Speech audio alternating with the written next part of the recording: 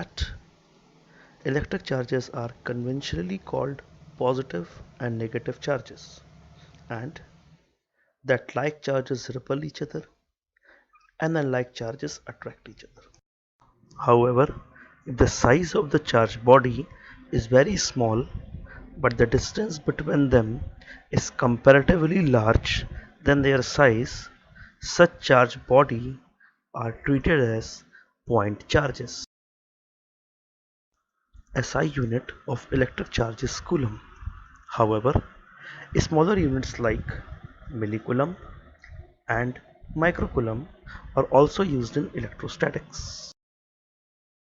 Electric charge is a scalar quantity, which means it has only magnitude but no direction.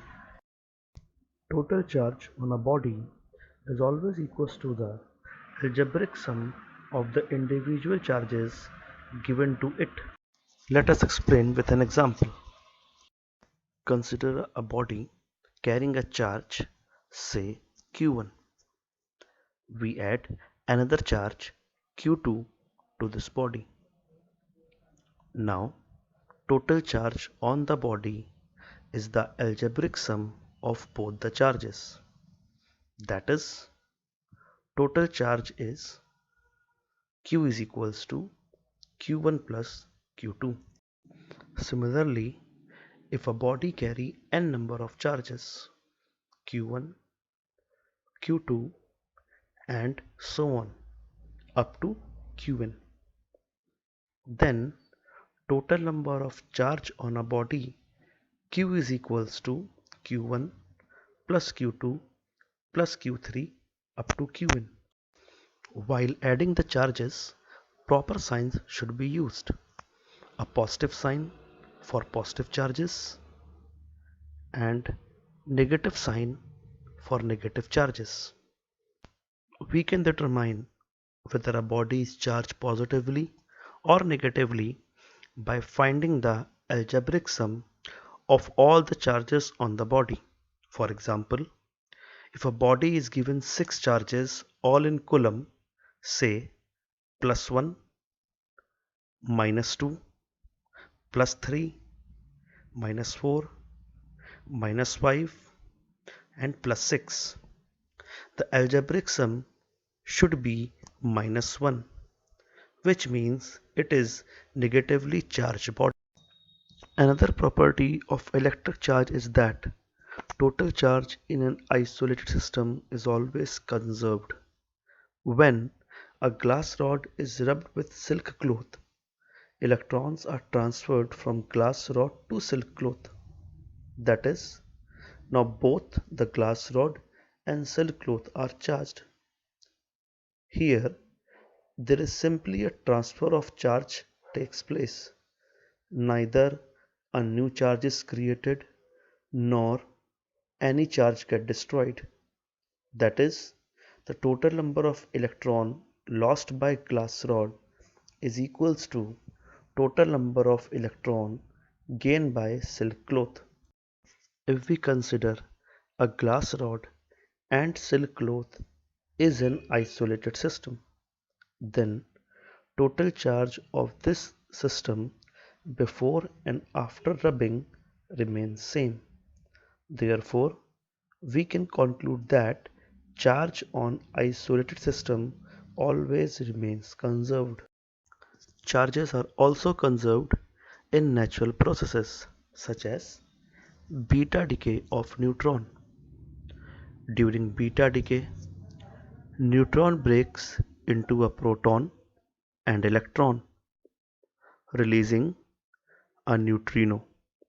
Here, neutrino and neutron are chargeless particles, while proton and electron are opposite charge particles, whose combined net charge is zero. Here, we observe that total charge in this process is conserved. The charge on an object is always an integral multiple of E. This property is called quantization of electric charge. The magnitude of this basic unit of charge E is equals to 1.6 into 10 to the power minus 19 Coulomb. In an atom, when we refer to the charge on a proton, its value is positive and referred to as plus E, where the value of E for a charge on an electron is negative and referred to as minus E. Thus, charge on an object Q is always equals to the product of number of electron gained and lost by it and the basic unit of charge, that is Q is equals to Ne. Now let us calculate number of electron 1 coulomb of electric charge carry. Consider a body having a charge Q equals to minus 1 coulomb. Let number of electron it can gain to become negative charge is N. Then, according to quantization principle, we have Q equals to Ne, where E is equals to 1.6 into 10 to the power minus 19 and Q equals to minus 1. Substituting the value of E and Q, we get Ne equals to minus 1.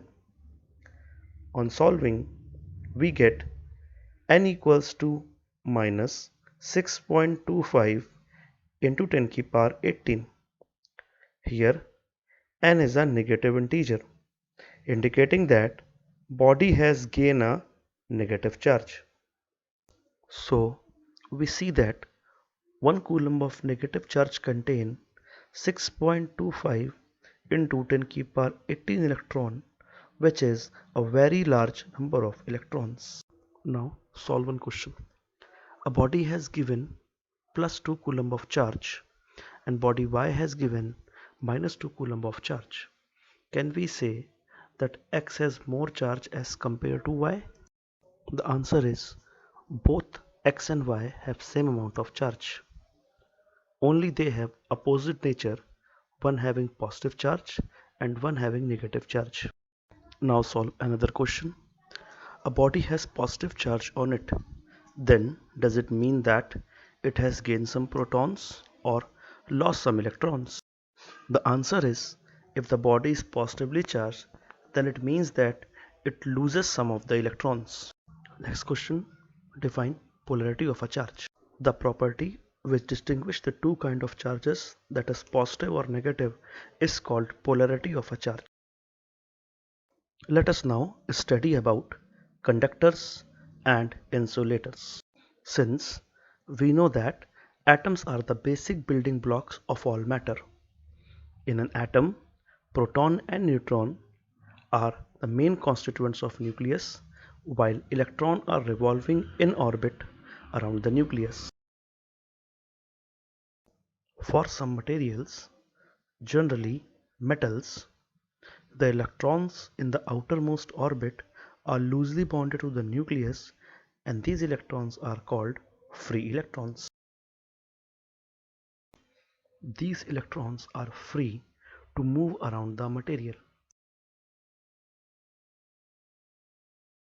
Such materials having large number of free electrons are called conductors, and as such these materials readily allow the flow of electric current through them and cause very little resistance to the flow of electricity. Some example like copper, nickel, human body and earth, etc. are some conductors. Some material having very small number of free electrons and offer very high resistance to the flow of electricity through them. Such materials are called insulators. Some examples like propylene, plastic, glass, wood and nylon are some insulators. It is advised to wear rubber footwear or gloves or stand on a wooden platform while handling the electrical appliances, since these rubber materials are insulators and they protect us from the harmful effects of electric current. In the absence of gloves, any leakage of current from electrical appliance is transferred through the body to earth.